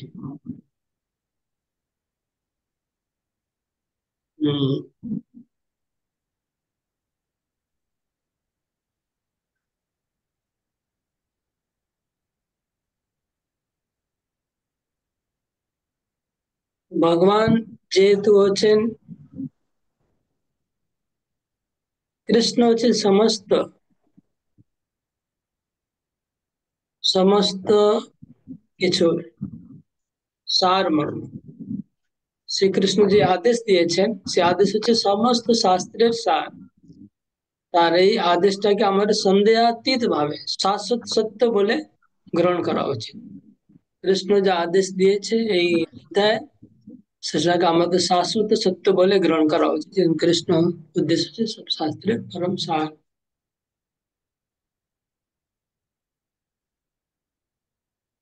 তো এখানে বলছে শ্রদ্ধা সহকারে আর ঈর্ষা রহিত হয়ে এই উপদেশকে পালন করতে হবে, তাহলে আমরা কর্মবন্ধন থেকে মুক্ত হতে পারবো।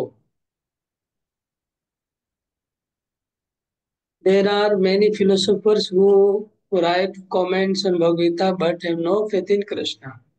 অনেক লোক আছে যারা ভগবত গীতা উপরে ব্যাখ্যা করছে কিন্তু তাদের নিজের গীতা উপরে কোনো বিশ্বাস নেই। They will never be liberated. তারা কখনো এই মুক্ত হতে পারবে না। মানে যার শ্রদ্ধা নেই গীতা উপরে, ভগবানের কথা উপরে শ্রদ্ধা নেই, তারা মুক্ত হতে পারবে না। কিন্তু কোন সাধারণ মানুষ আছে যার বেশি জ্ঞান নেই, সে যদি ভগবানের আদেশ পালন করে সে মুক্ত হয়ে যাবে। ভগবানের আদেশ যদি কেউ পালন করে মুক্ত হয়ে যাবে। যার পুরো গীতা জ্ঞান আছে, মুখস্থ আছে, কিন্তু পালন করছে না, তার কোনো লাভ হবে না। আর যার গীতা মুখস্থ নেই, বেশি গীতা জানে না, কিন্তু যা উপদেশ শুনেছে সেটাই পালন করছে, সে মুক্ত হয়ে যাবে। এটা এই শ্লোকে তাৎপর্য প্রভুপাদ বলছেন।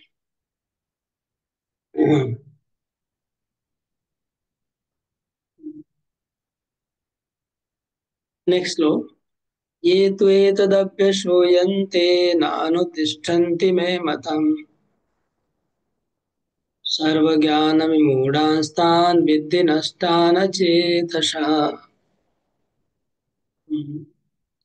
पढ़ुन नेक्स्ट क्या છે તપસ્વીની માથે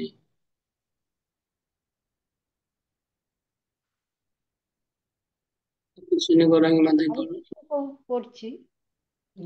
অনুবাদ: কিন্তু যারা অসূয়াপূর্বক আমার এই উপদেশ পালন করে না, তাদেরকে সমস্ত জ্ঞান থেকে বঞ্চিত, বিমূঢ় এবং পরমার্থ লাভের সকল প্রচেষ্টা থেকে ভ্রষ্ট বলে জানবে। হরে কৃষ্ণ প্রণাম। তাৎপর্য পড়ুন। তাৎপর্য: কৃষ্ণ ভাবনাময় না হওয়ার ক্ষতি সম্পর্কে এখানে উল্লেখ করা হয়েছে। কর্মক্ষেত্রে সর্বোচ্চ কর্মকর্তার নির্দেশ মানতে অবদ্ধতা করলে যেমন শাস্তি হয়, তেমনি পরম পুরুষোত্তম ভগবানের নির্দেশ অমান্য করলেও নিশ্চয়ই শাস্তি আছে। অমান্যকারী লোক, তা সে যতই উচ্চ স্তরে হোক, তার কাণ্ডজ্ঞানহীন বুদ্ধি বিবেচনার জন্য তারা নিজের স্বরূপ সম্পর্কে, এমনকি পরম ব্রহ্ম, পরমাত্মা ও পরম পুরুষোত্তম ভগবানের স্বরূপ সম্পর্কে সে অজ্ঞ। সুতরাং তার জীবনে পূর্ণতা লাভের কোনো আশা নেই। হরে কৃষ্ণ প্রণাম। যারা এই তত্ত্ব জ্ঞানকে বিশ্বাস করে না, ভগবান বলছেন, যারা ঈর্ষা করে, যারা ভগবানের আদেশ মানবে না, তারা তাদের সম্বন্ধে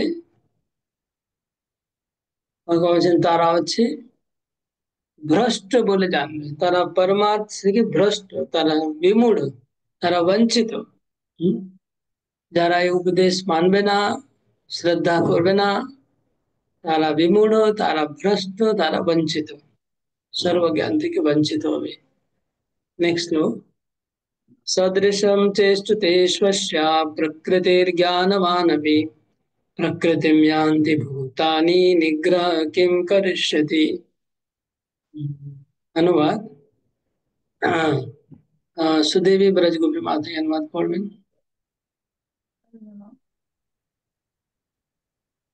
জ্ঞানবান হরে কৃষ্ণ জ্ঞানবান ব্যক্তি ও তার স্বভাব অনুসারে কার্য করেন, কারণ প্রত্যেকেই ত্রিগুণজাত, তার স্বীয় স্বভাবকে অনুগমন করেন। সুতরাং নির্গ্রহ করে কি লাভ হবে? ওকে, এখানে বলছে কৃষ্ণ যে প্রত্যেক মানুষ তার স্বভাবের দ্বারা বশীভূত হয়ে কর্ম করে, স্বভাব দ্বারা সবাই নিয়ন্ত্রিত, এমনকি জ্ঞানবান ব্যক্তিও স্বভাবের দ্বারা নিয়ন্ত্রিত। আর স্বভাব কোথা থেকে এসছে, আমাদের স্বভাব কিভাবে তৈরি হয়েছে কে জানে? যারা যারা জানেন চ্যাট বক্সে লিখুন, চ্যাটে লিখুন স্বভাব কোথা থেকে আসছে আমাদের, কে জানে তারা লিখুন। স্বভাব কোথা থেকে আসে, একটা শব্দের উত্তর আছে।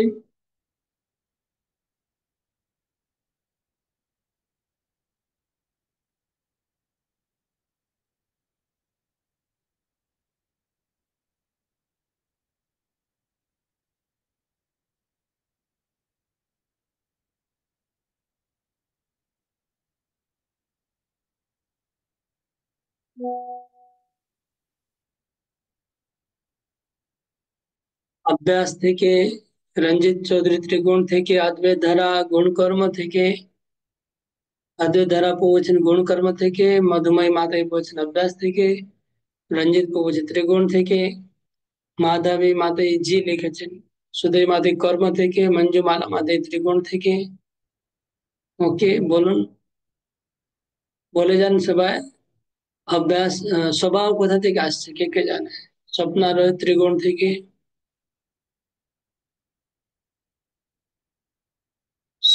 সামকান্তমাতি বিগত কর্ম থেকে,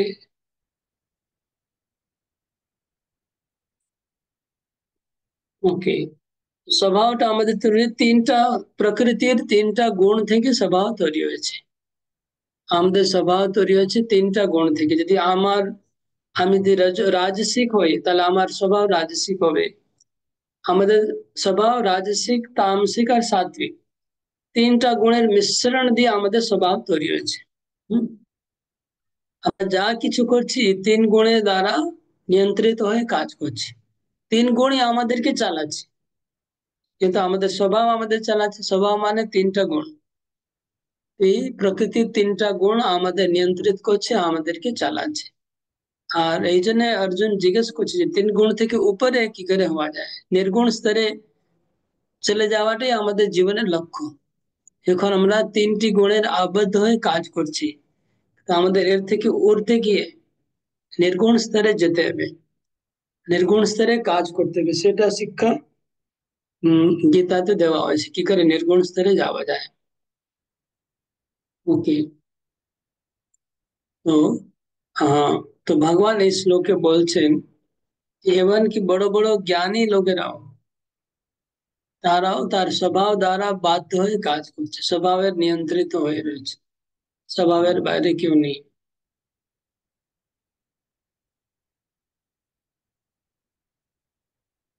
তাই জন্য unless one is situated in transcendental conclusion, one cannot, দিব্য স্তরে আমরা অধিষ্ঠিত না হই, জ্ঞানের স্তরে, জ্ঞানের দিব্য স্তরে অধিষ্ঠিত হব না, যেদিন কৃষ্ণ ভাবনা ভাবিত হব না, ততদিন আমরা তিন গুণের দ্বারাই প্রভাবিত হয়ে কাজ করতে থাকবো। প্রভুপাদ বলছেন এই জড় জগতে কোনো ব্যক্তি খুব জ্ঞানী থাকলেও, অনেক বড় জ্ঞানী আছে, তো তিনিও তিন গুণের দ্বারা প্রভাবিত। যতই বড় জ্ঞানী হোক না কেন, তিনি মায়া তিন গুণের দ্বারা পরিচালিত হয়ে কাজ করছে।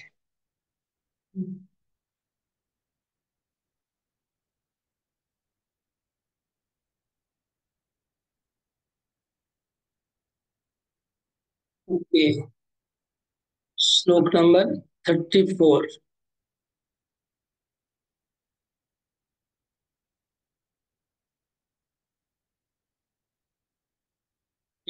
इंद्रियस्येन्द्रियस्यार्थे रागद्वेषो व्यवस्थितो तयोर्नवशमागच्छेत् तो यस्य परिपन्थिनो।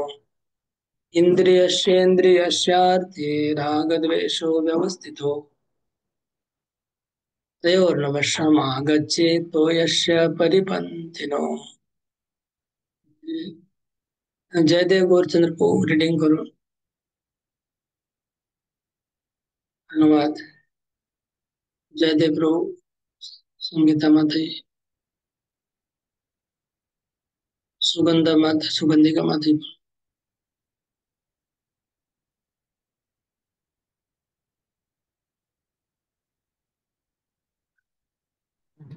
হরে কৃষ্ণ প্রভু, প্রণাম। কোথা থেকে বলুন? ও 31 নম্বর শ্লোক তো। আমার নির্দেশ অনুসারে যে সমস্ত মানুষ তাদের কর্তব্য কর্ম অনুষ্ঠান করেন এবং যারা শ্রদ্ধাবান, না না না, এটা নয়, তারপর এটা।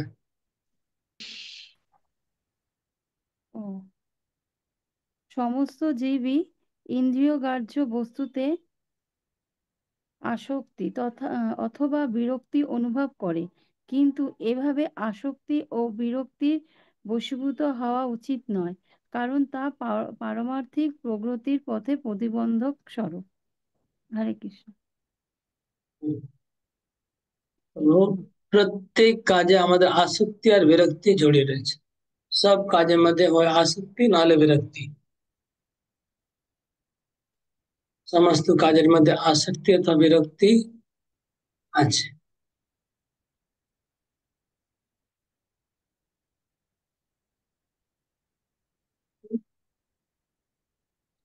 তো মানুষের বলছে এরকম আসক্তি দ্বারা বশীভূত হওয়া উচিত নয়, কেন? এটা পারমার্থিক প্রগতির পথে প্রতিবন্ধক। আসক্তি আর বিরক্তি দুটোই পারমার্থিক পথে প্রতিবন্ধক। तो यस्य परिपंथिनः। तो आसक्तियों प्रतिबंधक और विरक्तियों प्रतिबंधक। মানে আমরা যদি পারমার্থিক পথে যাই, এখানে সংস্কৃতে কিন্তু পরিপন্থী লেখা আছে। পরিপন্থী মানে কি, কে জানে? পরিপন্থী মানে কি বলে? প্রতিবন্ধ। হ্যাঁ, পরিপন্থী মানে পরিপন্থী মানে বাধা স্বরূপ।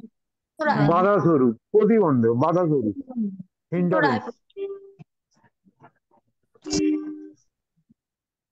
আর আর কেউ? ওটা তো লেখা আছে ওখানে, তো লেখা আছে পরিপন্থী। বাংলায় শব্দ ইউজ করে কি পরিপন্থী? প্রভু অন্তরায়। পরি অন্তরায়, বাধা স্বরূপ। ওকে, আমরা বলবো আর একটা বিপদ। বলেন বিপদগামী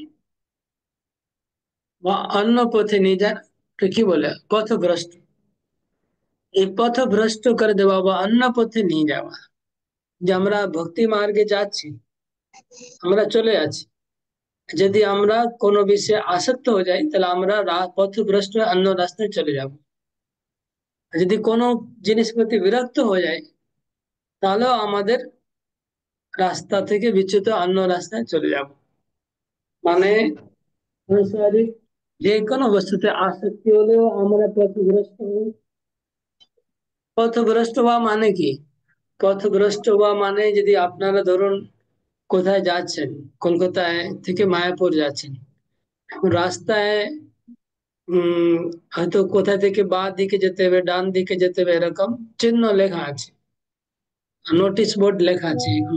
আপনি যদি ওই রাস্তায় ভুল করলে অন্য রাস্তায় ঢুকে গেলেন, তাহলে মায়াপুরে না গিয়ে আপনি পৌঁছে যাবেন অন্য কোথায় পৌঁছে যাবেন।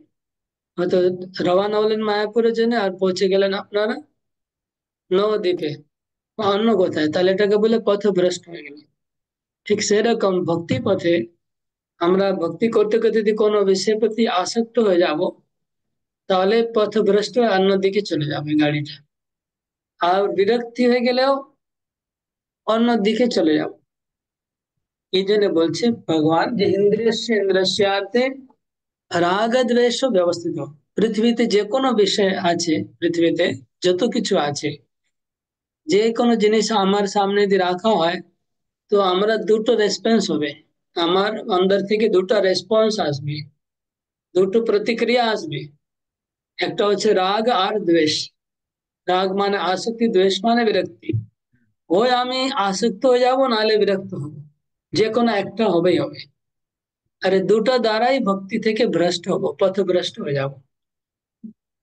যদি ধরুন আপনার সামনে কোনো আহ এমন খাবার জিনিস রাখলো, হ্যাঁ, যেমন ফুচকা, ফুচকার প্লেট যদি আপনার সামনে চলে আসে, তাহলে আপনার আসক্তি হয়ে গেল, আপনার মন ওইদিকে আকর্ষণ হয়ে গেল, তাহলে ওটা আপনার পথভ্রষ্ট হয়ে গেল। বা ওখানে এমন কোনো জিনিস রাখলো যেটা আপনার খেতে ভালো লাগে না, তাহলে সেটা দেখলে বিরক্তি হবে। তো বিরক্ত হলে তাহলে আবার পথভ্রষ্ট হয়ে গেল। फिर একটা লোক আপনার রাস্তা দেখা হলো, সেই লোকটা দেখে আপনার ভালো লাগলো, তাহলে আসক্তি হয়ে গেল, তাহলে পথভ্রষ্ট। একটা লোক সঙ্গে দেখা হলো, সেই লোকটা দেখে আপনার মানে খারাপ লাগছে, বিরক্তি হয়ে গেল, তাহলেও পথভ্রষ্ট হয়ে যাবে। এখানে বলছে ভগবান যে আসক্তি আর বিরক্তি দুটোই পথভ্রষ্ট হবে। আমার প্রশ্ন হচ্ছে, আসক্তি হলে তো পথভ্রষ্ট হয়ে যাবে, তো বিরক্তি থেকে পথভ্রষ্ট কি করে হয়, এটা কে বলতে পারবে? আসক্তি থেকে তো পথভ্রষ্ট হতে পারে, কিন্তু যদি বিরক্তি হয়, ধরুন ফুচকা দেখলে আপনার বিরক্তি হয়ে গেল, তাহলে পথভ্রষ্ট কি করে হবে, এটা কে বলবে? কি করে সম্ভব এটা? যারা আপডেট করা নেই বলে ওরকম হচ্ছে। ঢুকেছিল। কথা বলার পরে আনমিউট করে রাখুন। আপনারা কথা বলে যাচ্ছেন আর এইদিকে আনমিউট করে মিউট করে রাখুন। হ্যাঁ বলুন অখিল, শ্রীতে শ্যামা বলুন। হ্যাঁ হ্যাঁ প্রভু, আমার মনে হয় যে যখন কেউ বিরক্ত হয়ে যায় তখন এবার সে একটা পর্যায়ে পৌঁছে যাওয়ার পর তাকে যাই বোঝাবেন সে সেটাই বুঝে যাবে। তো তাতে করে পথভ্রষ্ট হয়ে যাওয়ার একটা সম্ভাবনা থাকে। আবার বলো। যখন কেউ বিরক্ত হয়ে যায়, সে সংসারের প্রতি বিরক্ত এসে গেছে, এবার তাকে আর যাই বোঝাবো, যদি ভুলও বোঝাই সেটা সে জানে না, সে সেই দিকেই চলে যাওয়ার একটা টেন্ডেন্সি থাকছে। এটা হলো না। আর কেউ? মধুময় মাতাই বলো। হরে কৃষ্ণ প্রভু, প্রণাম। প্রভু, কেউ যদি বিরক্ত হয়ে যায় তবে তার মধ্যে রাগ এবং দ্বেষ এই দুটো জিনিস জন্ম নেবে, এবং এই দুটো জিনিস আমাদেরকে ভগবত ভক্তির পথে বাধা দেবে, রাগ এবং দ্বেষ। ওকে, অদ্বৈত ধারা প্রভু বলো। হরে কৃষ্ণ প্রভু। প্রভু যেমন ভাবে ছিল যে সব কিছু ছেড়ে দিয়ে বনে চলে যাব, তো প্রভু আমার মনে হচ্ছে যে আমরা যদি আমাদের অধিকার জেনে বিরক্তি প্রকাশ করি তাতে আমার হিতে বিপরীত হতে পারে প্রভু। হরে কৃষ্ণ প্রভু। ওটা তুমি এটা বলছো, ওটা আশ্রিত সময় কি কথা বলেছে, কিন্তু এখানে ওই বিরক্তির কথা বলছে না কৃষ্ণ, বনে যাওয়ার কথা বলছে না। হম তো এখানে নর্মাল ডে টু ডে লাইফের কথা আছে। ডে টু ডে লাইফের মধ্যে আমরা সারাদিন আসক্তি বিরক্তি করতে থাকি। আমি বললাম না, আমরা জীবনে সারাদিনে যা কিছু আমি দেখছি, হয় আমার মনের মধ্যে আসক্তি বা বিরক্তি, যে কোনো একটা রিফ্লেকশন আসবে, প্রতিক্রিয়া হবে। যে কোনো বস্তু দেখছি, যে কোনো ব্যক্তিকে দেখছি, যে কোনো জায়গায় যাচ্ছি, ওই আসক্তি না বিরক্তি, দুটো মন আমাদের মনে আসে। আর দুটোই আমাদের ভক্তির বাধা, প্রতিবন্ধক।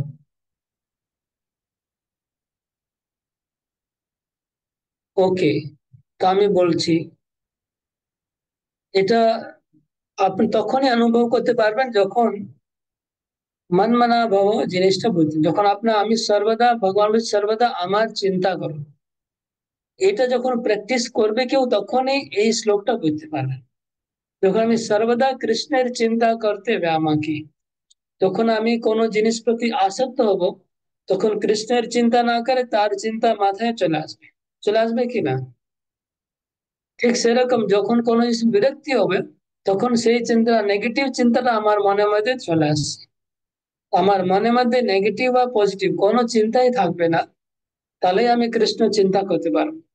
ধরুন আমি কৃষ্ণ চিন্তা করছি মন মনা ভাবে এখন, আর কোনো বিরক্তিকর কোনো কেউ কাণ্ড বাইরে করছে, আওয়াজ করছে, শব্দ করছে, তো আমার মাথায় ওর বারবার ওর মাথায় ওই জিনিসটা, যে অত সাউন্ড আসছে, বিরক্তিকর সাউন্ড আসছে, বিরক্তির সাউন্ড আসছে, এই কথাটা আমার মাথায় বারবার আসছে, আর আমি আর কৃষ্ণ চিন্তা করতে পারছি না।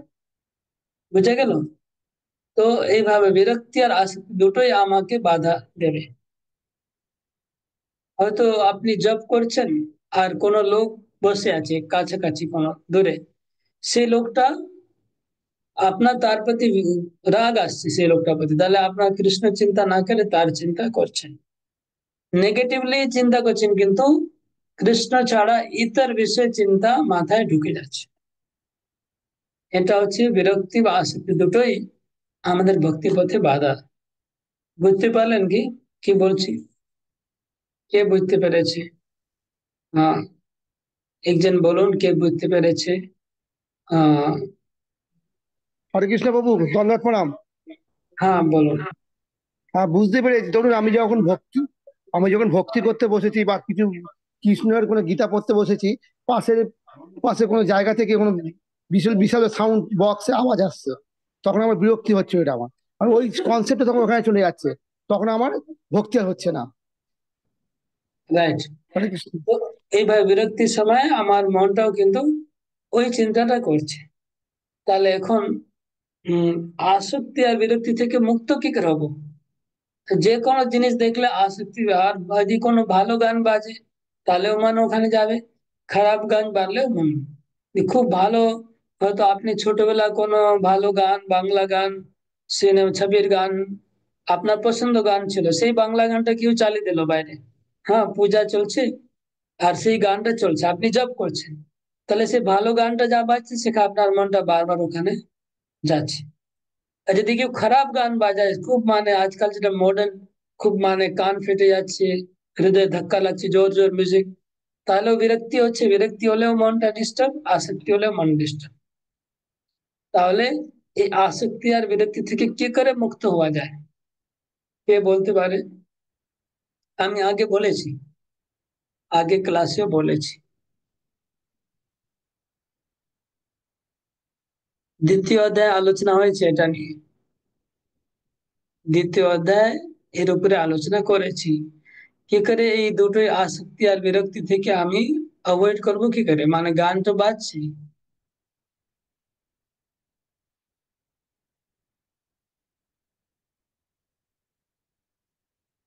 हाँ मंजुमाला माथी।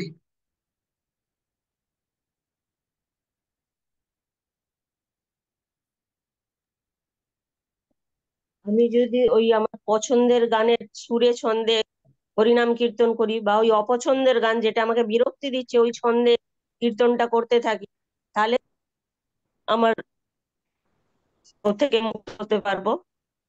अरे খুব ভালো। আচ্ছা, এই শ্যামকান্তা মাতাই বলুন। তবু আমার মনে হয় সহ্য করতে হবে আমাদের এই জিনিসগুলোকে।